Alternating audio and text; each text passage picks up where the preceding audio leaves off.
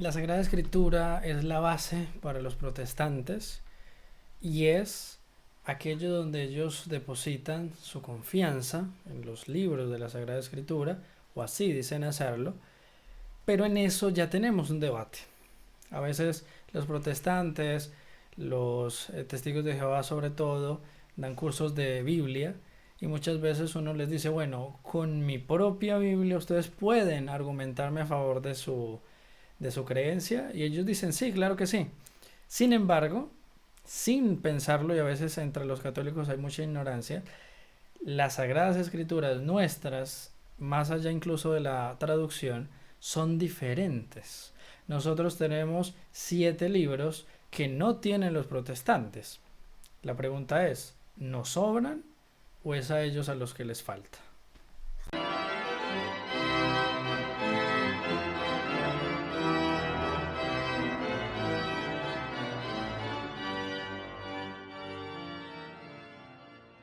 Vale, muy bien. Los 7 libros que nosotros tenemos se conocen como deuterocanónicos. Bien. Estos libros, generalmente son todos del Antiguo Testamento, son libros que inicialmente fueron escritos en griego. Entonces, cuando se compiló el canon, los judíos eligieron fundamentalmente libros escritos en hebreo, no en griego. Entonces, en el canon judío no estaban estos libros. Hay una versión que se llama la Septuaginta, que era una versión que usaban los judíos, pero que estaban esparcidos de fuera de Palestina y que también usaban los apóstoles.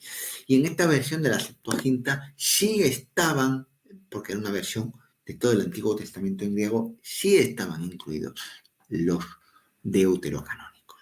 Estos libros deuterocanónicos ya la Iglesia los empieza a reconocer desde el Sínodo de Roma, en el Tercer Concilio de Cartago del 397, en el Cuarto Concilio de Cartago del 419. En todos esos libros reconocen los libros deuterocanónicos, ¿vale? Libros como el libro de Tobías, el libro de Judith, los 2 libros de Macabeos, ¿vale? Etcétera. Entonces, todos estos libros, que son 7 libros, Sabiduría, Eclesiastes, Sirácides, etcétera, todos estos libros son deuterocanónicos y están en nuestras Biblias y llevan desde nuestra Biblia desde que se compiló la primera Biblia, desde los tiempos de San Jerónimo. ¿Qué pasa? Que cuando llegó la Reforma Protestante sacaron estos libros porque no les interesaban estos libros, ya que en ellos podemos encontrar ciertas doctrinas católicas que ellos no comparten, como por ejemplo orar por los difuntos o la intercesión de los santos, ¿no? Entonces, como eran doctrinas que les molestaban a los protestantes, sacaron estos libros de la Biblia. ¿Vale? Hay algunas veces que los protestantes dicen que estos libros no son citados en el Nuevo Testamento, pero hay que recordar que, por ejemplo, Jesús tampoco cita Cantar de los Cantares, tampoco cita Abdías, ni tampoco cita Sofonías, ni Lamentaciones, y no por eso esos libros dejan de ser canónicos, ¿no? Y luego, sí es cierto que podemos encontrar referencias en algunos pasajes del Nuevo Testamento a estos libros. Voy a poner, por ejemplo, un ejemplo. Hebreos 11:35. Unos fueron torturados rehusando la liberación por conseguir una resurrección mejor. Eso lo encontramos en 2 Macabeos 7, del 1 al 29, donde encontramos esta referencia. Otra referencia, Hebreos 1:3, resplandor de su gloria, lo vamos a encontrar en Sabiduría 7, del 26 al 27. Bien, entonces hay ciertas referencias, aunque sean de manera indirecta, en el Nuevo Testamento a estos libros deuterocanónicos. Bien, ahora, la Iglesia, ¿por qué los añadió al canon? Bueno, pues la Iglesia los añadió al canon porque vieron que eran libros que los mismos apóstoles los habían reconocido, porque los apóstoles usaban la Septuaginta. También eran libros que eran reconocidos en la liturgia universal, se leían en todas las iglesias y no contenían, pues, errores doctrinales. Y entonces determinó la Iglesia que esos libros se incluyeran en la Biblia. Y por eso nuestra Biblia tiene 73 libros, mientras que las Biblias protestantes tienen solamente 66. La doctrina del infierno, del cielo y el purgatorio en especial es contradicha por los protestantes de un modo u otro, ¿no? Los protestantes de cierto corte van a hablar de que el purgatorio no existe, otros van a hablar del purgatorio que es de otra forma, lo ponen de una manera muy singular. Y en resumen, todos en la doctrina católica contra el protestantismo choca. Y choca especialmente, y ya lo digo más con conocimiento, en los testigos de Jehová. Lo del infierno pasa a ser ya no infierno, sino destrucción. O sea, simplemente Dios se olvida de las almas y ya no existen más, dejan de existir, las destruye en últimas. Y el purgatorio simplemente no existe. Bien, en primer lugar, bueno, creo que todos los cristianos creen en el cielo, ¿no? ¿Vale? Pues el cielo es la felicidad absoluta, la posesión perfecta de todo bien, donde se disfruta de la visión beatífica, se carece todo mal, ¿vale? Los justos irán a la vida eterna, ¿no? Y esto durará pues eternamente. Bien. Ahora bien, ¿qué sabemos del infierno? Bueno, en las escrituras hay muchísimos textos que nos hablan del infierno. Lo importante es que es un lugar y un estado de tormentos eternos.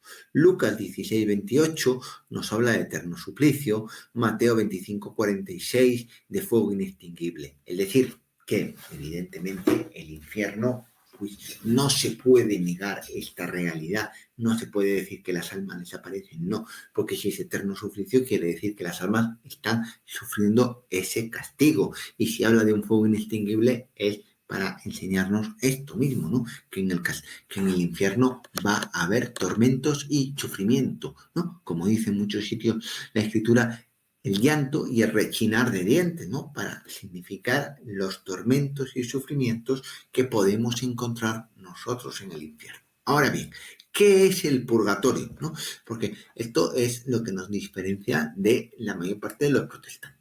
El purgatorio no es como si fuera un tercer estado o una tercera alternativa. No, no, no. Cuando el alma muere, bueno, no cuando el alma muere, cuando el hombre muere, perdón, somos juzgados y se determina dónde va a ir el alma, si al cielo o al infierno. Si muere en estado de gracia, completamente purificado, sin ningún tipo de pecado venial ni mortal, el alma va directamente al cielo.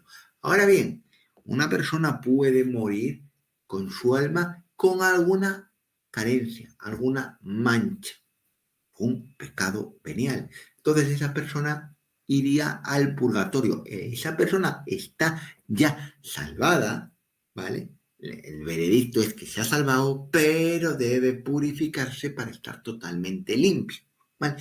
Es decir, el veredicto es o te salvas o te condenas. Si te condenas, te vas al infierno. Si te salvas, irás al cielo o al purgatorio, depende cómo estés de limpio. Bien, entonces, el purgatorio es un proceso de purificación para los justos que mueren con pecado venial o con una pena temporal que tienen que pagar. Esta purificación es básicamente que el amor de Dios nos purifica, ¿vale? Y se sufren, pues evidentemente, unos castigos temporales. ¿Cuáles son las citas que nosotros podemos argumentar para hablar del purgatorio? Porque es cierto, en la Biblia no aparece la palabra purgatorio. Por más que la busquemos arriba o abajo, no vamos a encontrar la palabra purgatorio. Pero sí vamos a encontrar el concepto de purgatorio. Y aquí lo vamos a tener muy claro. Mateo 12:32. A cualquiera que diga una palabra contra el Hijo del Hombre, se le perdonará. Pero al que hable contra el Espíritu Santo, no se le perdonará ni en este mundo ni en el venidero. ¿Eso qué quiere decir? ¿Qué quiere decir? Que en el venidero sí se pueden perdonar algunos pecados, según Jesús. No el pecado contra el Espíritu Santo, pero hay otros pecados que sí se pueden perdonar en el venidero. Entonces, ¿en qué sitio se pueden perdonar estos pecados? Evidentemente no puede ser en el cielo, porque en el cielo están las almas sin pecado, Apocalipsis 7:16. Y en el infierno tampoco, ¿vale? Porque allí van los condenados. Entonces no puede ser ni el cielo ni el infierno. Tienen que estar hablando de un tercer lugar, ¿no? De un tercer estado, que este vendría a ser el purgatorio, ¿vale? Entonces, aquí tenemos claramente la definición de purgatorio. Otro texto, pues podría ser 1 Corintios 3, del 11 en adelante. Vamos a leer el pasaje, que también es un pasaje muy revelador y que nos va a ayudar a entender mejor el purgatorio. 1 Corintios 3 nos dice: cada uno mire cómo edifica, pues nadie puede poner otro cimiento distinto del que está puesto, que es Jesucristo. Si alguien edifica sobre este cimiento con oro, plata, piedras preciosas, madera, heno, paja, la obra de cada uno quedará al descubierto, pues el día la pondrá de manifiesto, porque se revelará con fuego, y el fuego probará el valor de la obra de cada uno. Si la obra que uno edificó permanece, recibirá el premio. Si su obra arde, sufrirá daño. Sin embargo, él se salvará, pero como a través del fuego. Parémonos aquí. Está hablando de que la obra va a sufrir daño, la persona se va a salvar, pero como a través del fuego. Una persona que pasa por el fuego, evidentemente sufre un dolor, sufre un daño. Esta salvación a través del fuego no se puede dar en el cielo, porque hemos dicho que el cielo es un lugar de plena felicidad, de plena alegría, donde no existe sufrimiento. Entonces, ¿dónde va a ocurrir esto? Que esa persona se va a salvar como el que atraviesa el fuego. Pues evidentemente tiene que ser en el purgatorio, ¿no? Entonces, aquí San Pablo ya nos está hablando del purgatorio. La iglesia primitiva también creía en el purgatorio. Tenemos claro, por ejemplo, el texto de Cipriano de Cartago, que era un obispo de Cartago al norte de África, hacia el año 250, que habla del purgatorio en esta carta. Dice: una cosa es pedir perdón, otra cosa alcanzar la gloria. Una cosa es estar prisionero sin poder salir hasta que haya sido pagado el último centavo, y otra recibir al mismo tiempo salario de la fe y el coraje. Una cosa es ser torturado con el largo sufrimiento por los pecados para ser limpiado y completamente purgado por el fuego, otra es haber sido purgado de todos los pecados por el sufrimiento. Una cosa es estar en suspenso hasta la sentencia de Dios en el día del juicio, otra de ser coronado por el Señor. Entonces está claramente diferenciando lo que es el purgatorio de lo que es el cielo, ¿no? Habla de ser limpiado completamente, purgado por el fuego, unos largos sufrimientos por el pecado, haber sido purgado de todos los pecados por el sufrimiento, pues todo eso es el purgatorio. Está hablando claramente del purgatorio. Este texto para ellos está basando pues en pasajes como Mateo 5:22, por ejemplo, de las Escrituras, que también es otro texto que se puede argumentar y se puede usar para probar la existencia del purgatorio.